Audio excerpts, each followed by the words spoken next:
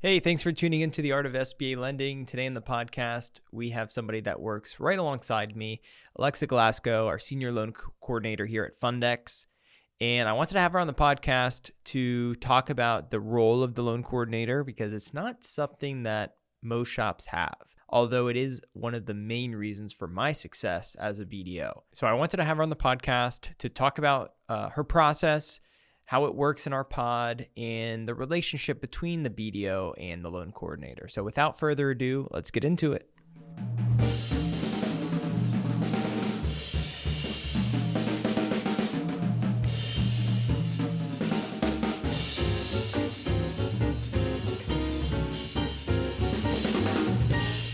We are coming off record smashing month, and everyone's like asking me, what's your secret? Well, she's sitting right here, folks. So Alexa is senior loan coordinator with us at Fundex, which is not a position most people have at their shops. Like, I talk to my buddies, it's them, it's the underwriter, the closer. Sometimes they have a BDA, but loan coordinator doesn't really exist. It's something we created here. Can you explain what the loan coordinator role is? Absolutely. So you go out into the market, you find a deal that's going to work for Fundex, and you get a term sheet, get it signed. You're making that part look so easy for me. I just go to the market like it's Publix or something, and I just get the deal. All right, but yes.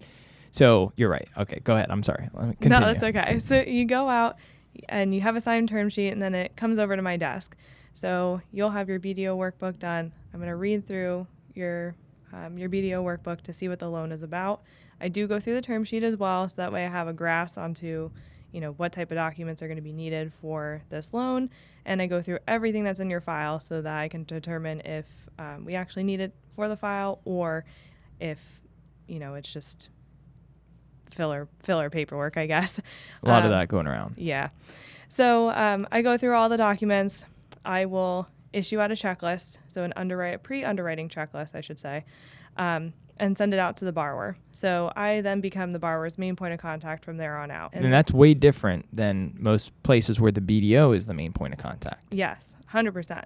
Even my last shop where I came from, that the loan coordinator position didn't exist, and it wasn't a main point of contact for the rest of the process either. Mm-hmm. So let's pause there. So the idea behind the position is to allow the BDO to be out in the market more, being more responsive to their referral sources, to focus on what they're getting paid to do, which is business development. And what you just said is what a lot of BDOs have to do, which is putting together the checklist. And honestly, I think it's kind of rare that you're going to be good at going out to market, marketing, sales, and checklists. So before you got here, I was drowning because I would be fine with picking up the phone, calling anyone. But then you tell me to do a checklist, it's like the least, I do not want to do it. So I will wait till the end of the day at night. I'll be like, all right, I got to do this checklist. And it's just the checklist. What do you have? What do you need? Do the checklist, send it out. It's not that hard, but for me it is. But that's time now I'm spending more so doing the business development side of things.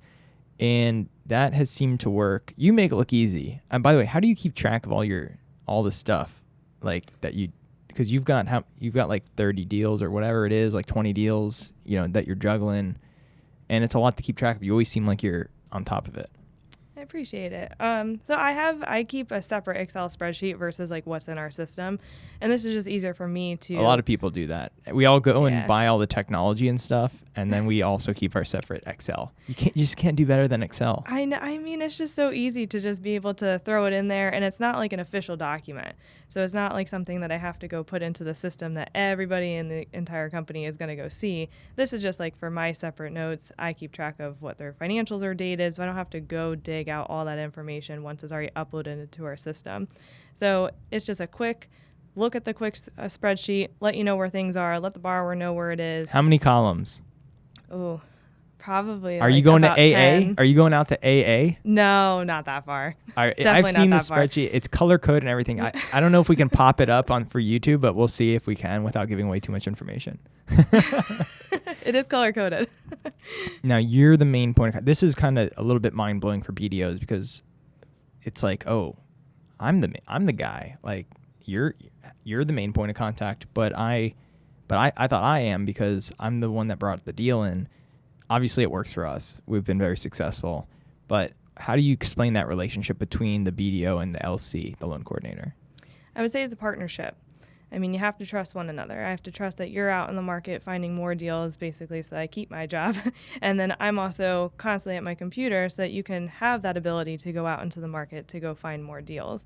You know, I feel like there's a stipulation in the market where BDOs are going to be strapped to their phone, strapped to their desk 24/7, and they're just not. I mean, the reality is they're out traveling all over to meet different brokers, to go to different conferences. You're not always going to be available.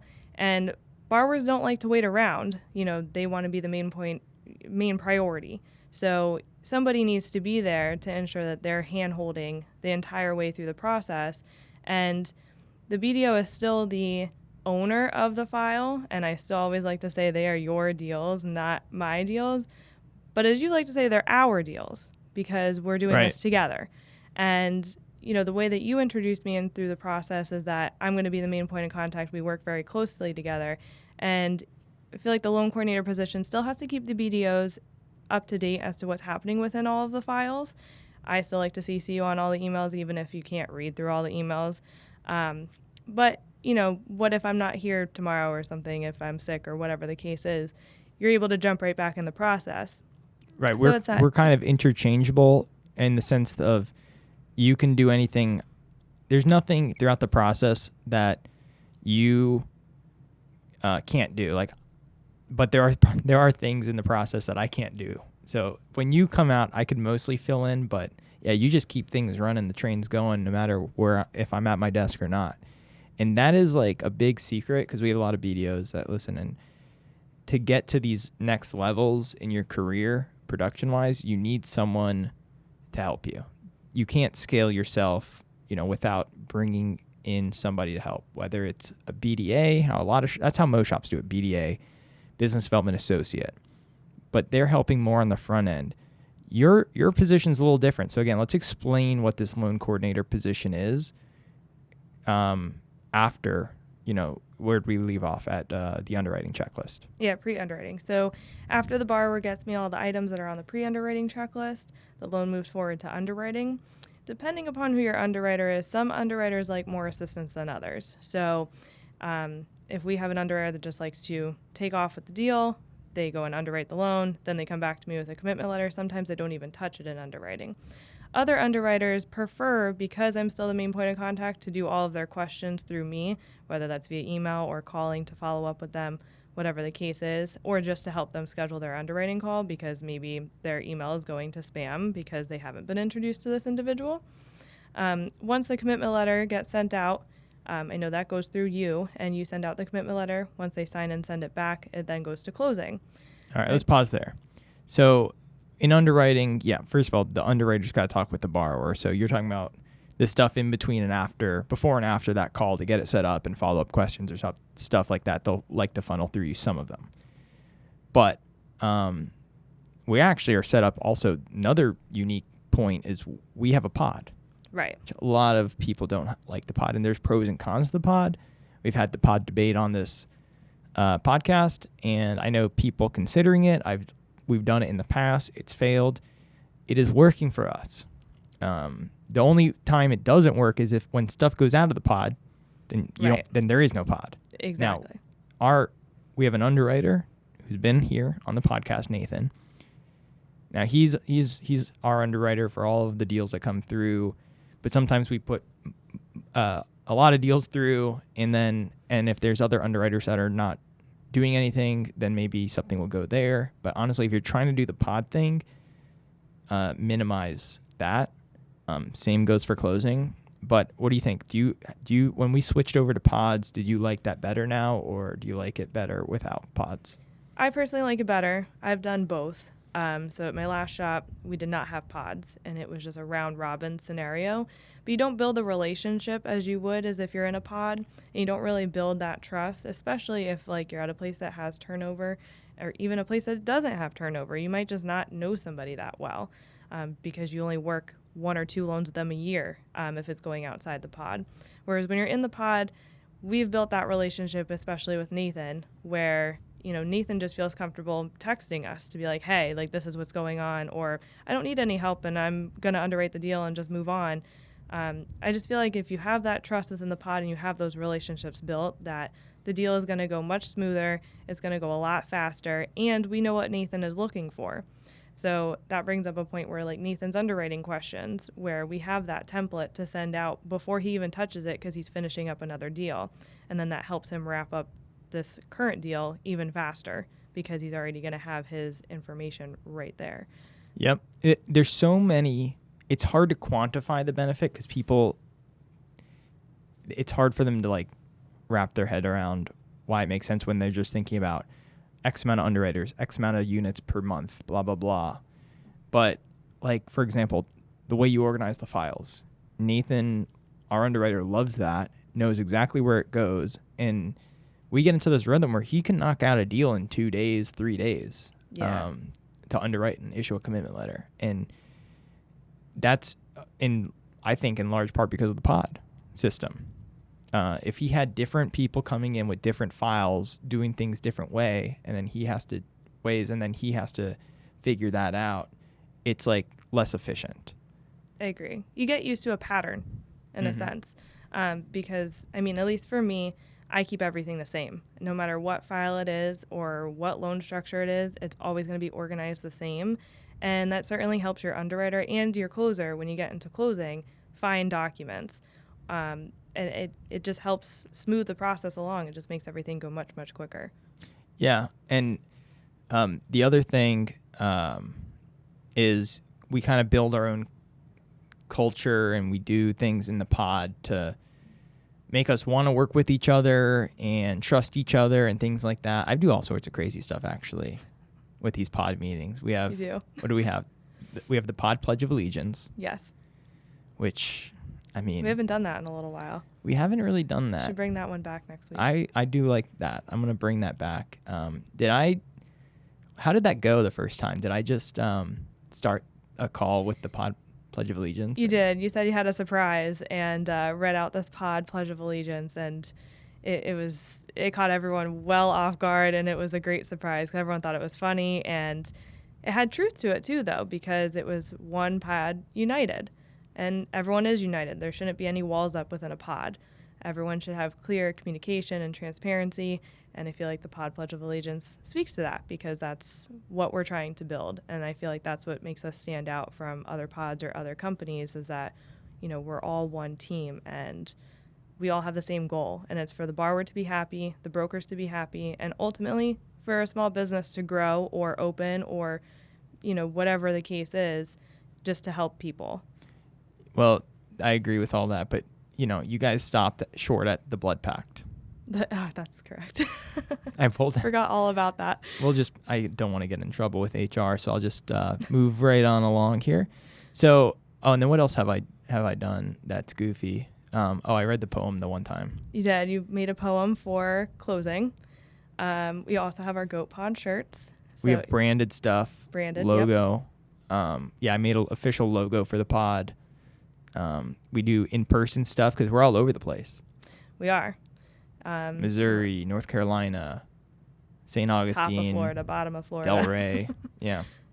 So, all right, let's go back to the process. So underwriting, loan coordinator's not that involved, I feel like, in when we're using our core underwriter because you're submitting the file. I'm kind of going in and just checking some of the key information in the checklist that I think is something that is important based on the upfront pre-qual I did to make sure the projections look okay, the contractor bids, whatever on, in budget, things like that sometimes. And then it goes into underwriting. We like the underwriter run point with it. Talk to the borrower. I don't need to sit there with you and figure things out. You can do it for yourself. We've already vetted the deal. We feel confident in the deal. They'll do their thing. If we've done our job correctly, they can get right through it. Borrower call, wrap it up, submit it, approval, issue a commitment letter. Let me ask you this. When a deal goes in underwriting, how many of those actually get approved? I would say about 98% of them, 99% of them, because we're doing a good job vetting them up front If it's something that's just not feasible and not going to work, we just bingo have to get rid of it right away. I mean, there's no point of wasting everyone's time, especially the borrower's time. They might be able to find another lender that works for them better than us. And unfortunately, we're not going to be the one-stop shop for everybody. It just unfortunately doesn't work that way because of credit limitations, or maybe they're not eligible for cash flow purpose, or they have no collateral period. It just depends on what the case is. But I would say for us, at least, I would say about 98-99% of loans are getting approved unless there's a big surprise in underwriting that was never disclosed. Absolutely. And that's abnormal for the industry, I feel like. I mean, some shops do a good job, but I mean, I would guess 70% is probably, if you're projecting something like that at a big shop where you have a bunch of BDOs coming in, sending in deals, maybe you think 70% of them will get approved. We're at 98, which actually, I'll correct you, we're at 100 over the last 12 months. Even better. So I was afraid to say 100 because you never know if you've got the one or two that fell off. Exactly. You don't want to. I just go off last 12 months, 100%. All right. But I think that's a testament to the pod. Yes. And that's this intangible efficiency that you get from the pod, where you have that higher approval rate, and that's got to kind of get factored in to your decision of whether you want to do a pod, and that's one of the benefits. So then we issue the commitment letter. I'll step in, on this. I'll review the commitment letter with the borrower. There's a couple things I do as the BDO along the way with you. So I don't like to disappear, and people don't like the BDO to disappear. Yeah, and I'd prefer you not disappear either, because again, ultimately you're the one who brought them in, and you have the relationship with the broker. So I don't feel that the BDO should be disappearing entirely, but I feel like the loan coordinator should make it so that the BDO could disappear if they had to. Right, if we were wanted by the FBI. No, it's right, because some of the stuff you're better at and quicker at, and borrowers would prefer to get a response pretty much instantaneously these days. And you're just cranking out emails all day. I mean, I see them all come through. And so, but I'll come in with I'll do the warm kind of handoff where I'm bringing you in. We do the upfront. We run through the pre-underwriting checklist. Then it goes into underwriting. I step back in. I say, here's what's next. And then I'll come back in at commitment letter, and let's run through the commitment letter. So I'm coming in at these big checkpoint periods, and I'm also just making sure things go, because it is my reputation in the market, and I have to make sure that the level of commitment we're making in the market is being followed through. And so most time it is, I just follow through and make sure that there's no discrepancy between what I'm telling people in the market and what's actually happening. And if there is, I can come in and correct it, but then come back out. What I don't want to do is get myself in the middle of underwriting or the middle of closing and then get tied up, and then I can't go out and go find the next deal for the company. And so we've kind of struck a perfect balance, I feel like. I would agree. All right, so let's keep going.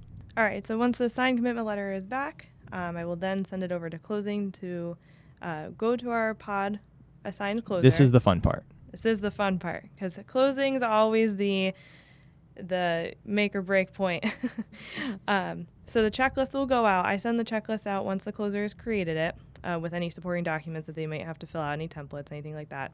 And then we schedule a call. So I will reach out to schedule the closing intro call, make sure that the borrower, if there's an attorney involved, that their attorney is involved, our closer, our attorney, and then I always invite you to the call as well. Sometimes you can come, sometimes you can't. Just depends on what's going on. I try to come to those. Yeah. I mean, I don't want to hold up the show when there's 8 people that have to get on. Yeah, and the broker's always on the calls as well. And we make sure to run through that checklist line item by line item.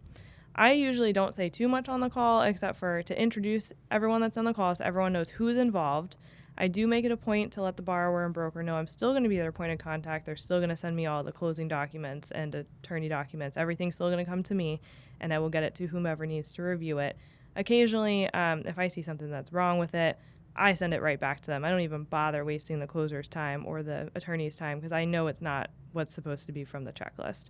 So I will send that right back to them. So this is where it starts differing from most other shops, because the BDA role doesn't get involved in closing that much. I think they will help sometimes with 1919s, maybe some authorization. There's sometimes some help with that, with the SBA authorization. But we're talking about the closing checklist and the checklist items, where at most shops, this is being handled between a closer. Closer's doing what you just said.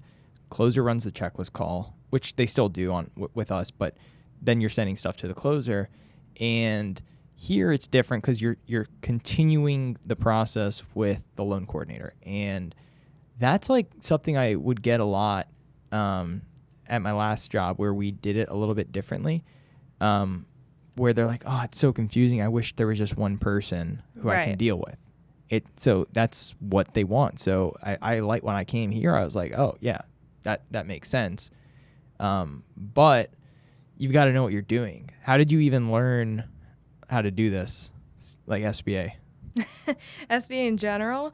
Well, SBA kind of accidentally fell into my lap a little bit. I was actually working for a flight school. I had an internship right out of college and was working at a flight school, and my college friend was like, hey, we're actually hiring for this position. Just want to see if you'd be interested in it, because I was looking for something else to do at the time. I didn't really want to stay in the aerospace industry. It just wasn't something that was for me. Okay, aerospace sounds way cooler than SBA, but go ahead. I mean, it is different. It's just, it wasn't my cup of tea. Sure.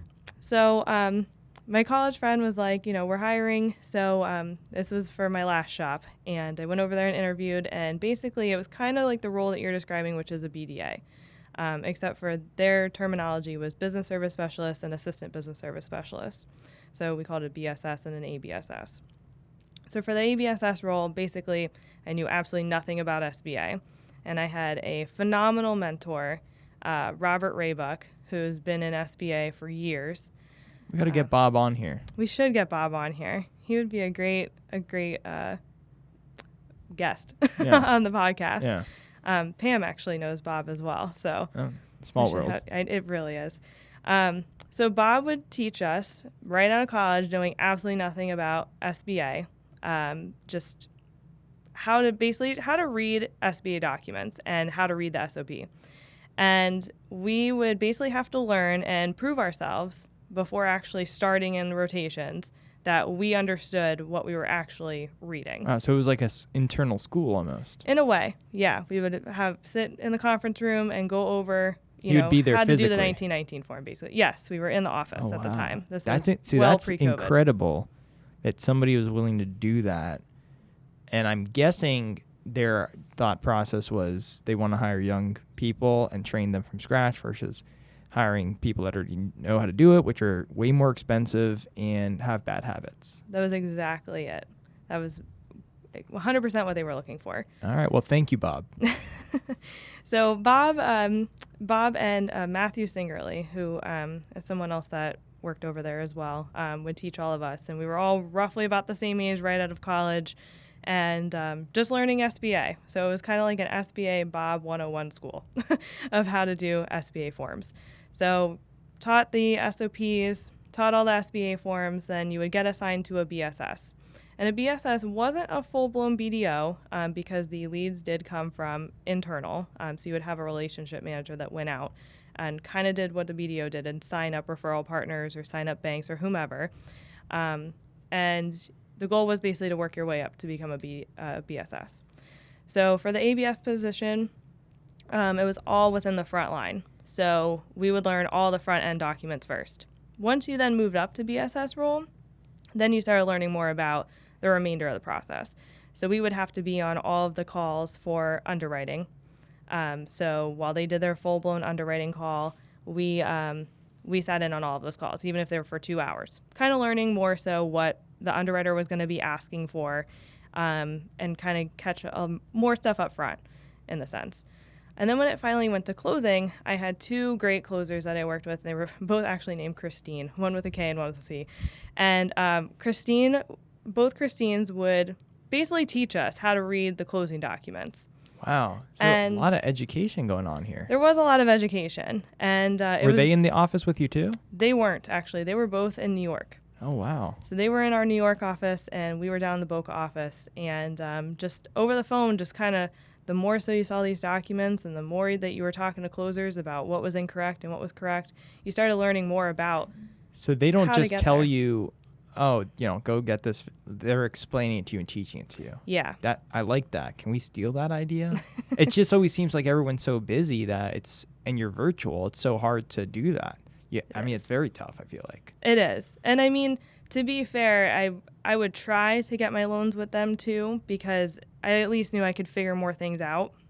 Because not every department's going to have time to do that for you, especially when you're new in the industry too. Like, there's a lot of documents in an SBA loan. Like, it can be very intimidating, and I don't sound like the oldest person on the phone. So a lot of people, thought I'm some 18-year-old girl, like, trying to tell them what to do. And no, you're 19. Yeah. 20 maybe. But you have to know, you have to at least sound like you know what you're talking about.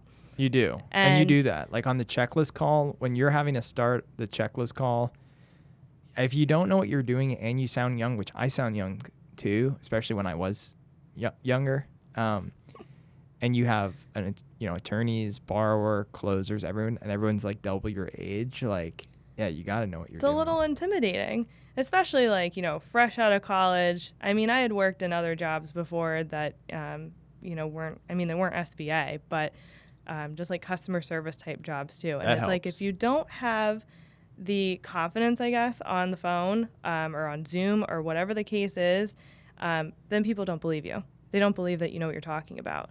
So I didn't want to feel dumb on a closing call, or when I'm the borrower's main point of contact, to not be able to answer a question throughout the process. So my thought process was, I want to learn as much of the entirety of the process as I possibly can, even though I'm not the one reviewing the closing documents or have the final say in closing documents. I would rather be able to help than waste their time when they have another deal closing this week or whatever the case is.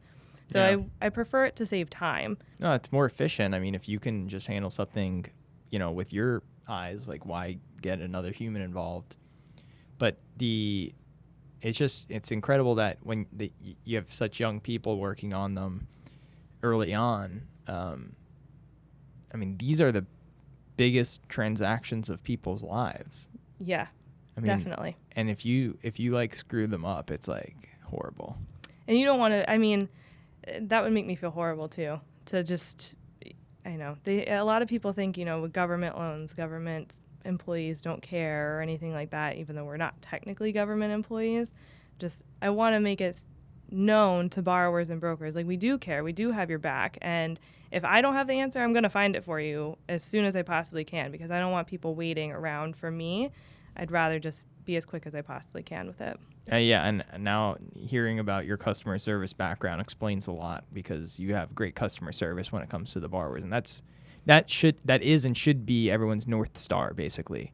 The customer, if you make that your North Star, then you can do no wrong. Of course, you've got to balance. There's times I'll push back on a customer, right? Right. You can't just roll over and do whatever they say. I agree. Yeah, you have to have the sternness in your emails and in your phone calls, and especially if something's incorrect and you're kind of fighting a little bit back and forth. Maybe fighting's not the right word, but kind of just, arguing a little bit back and forth on like why they believe something is correct and why we're saying no, like this is an SBA requirement. And sometimes you have to snip the SOP to let them know and be like, hey, this is right from the SBA. Like, I can't do anything about this to change it.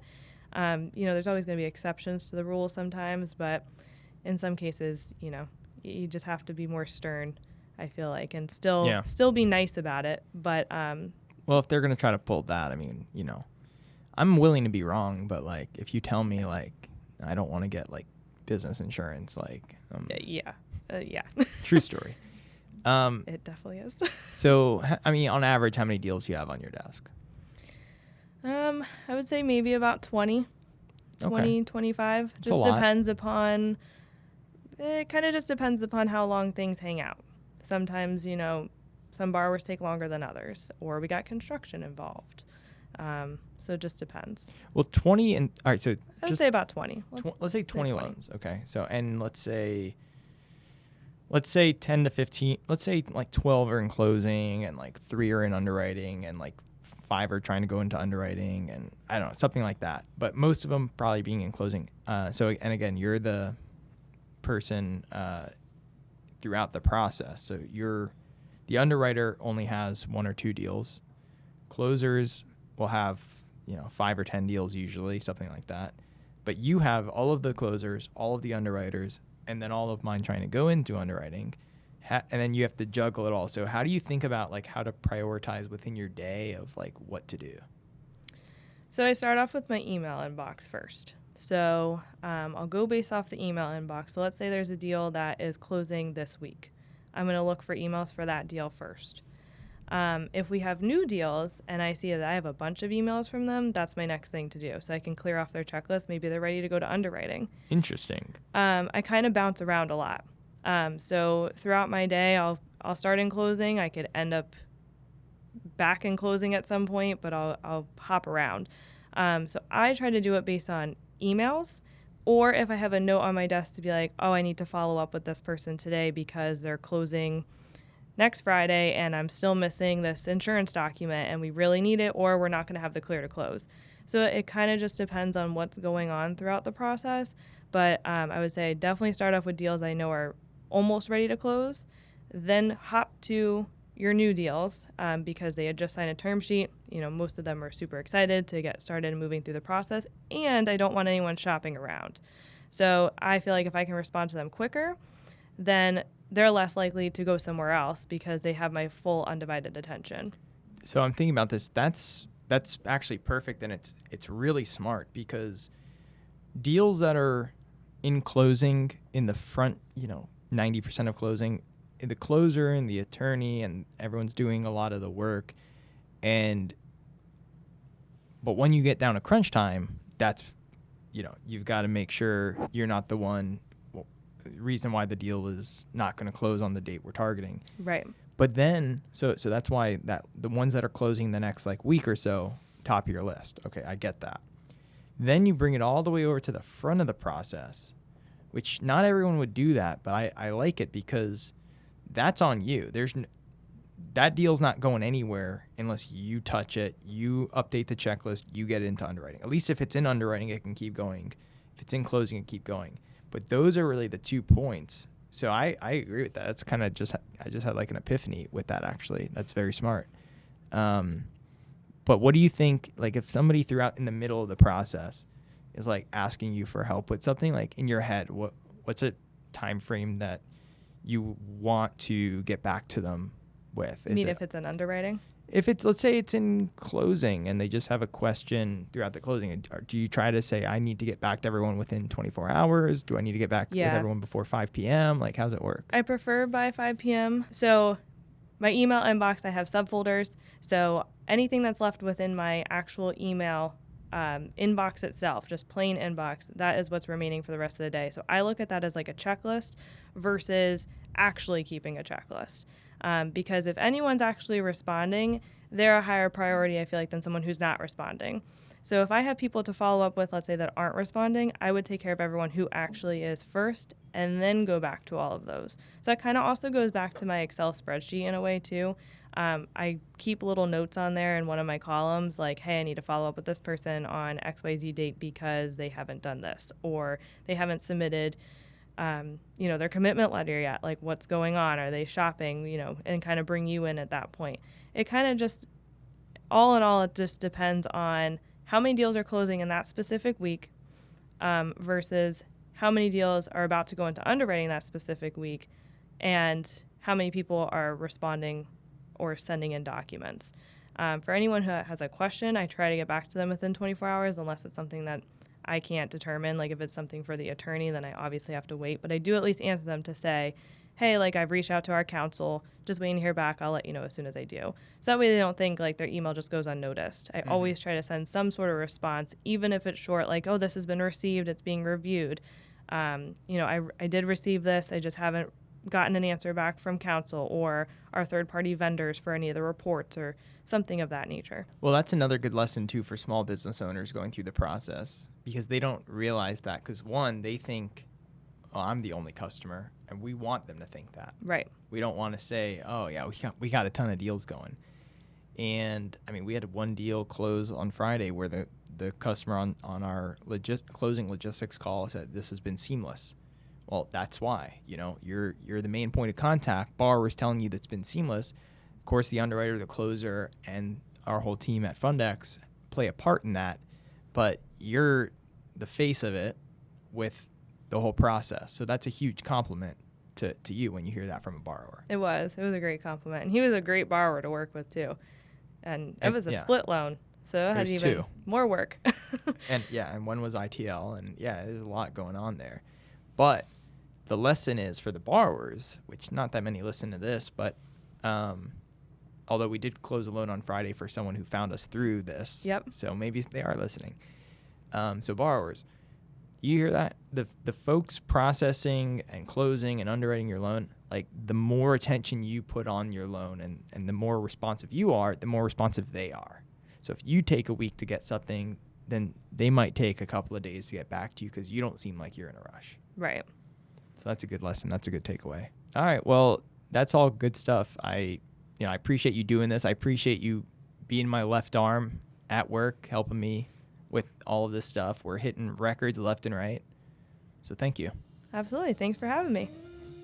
All right, that's it for this week. Don't forget to subscribe to the podcast so you never miss an episode of The Art of SBA Lending. And if you have any feedback or suggestions, email me at ray@artofsba.com.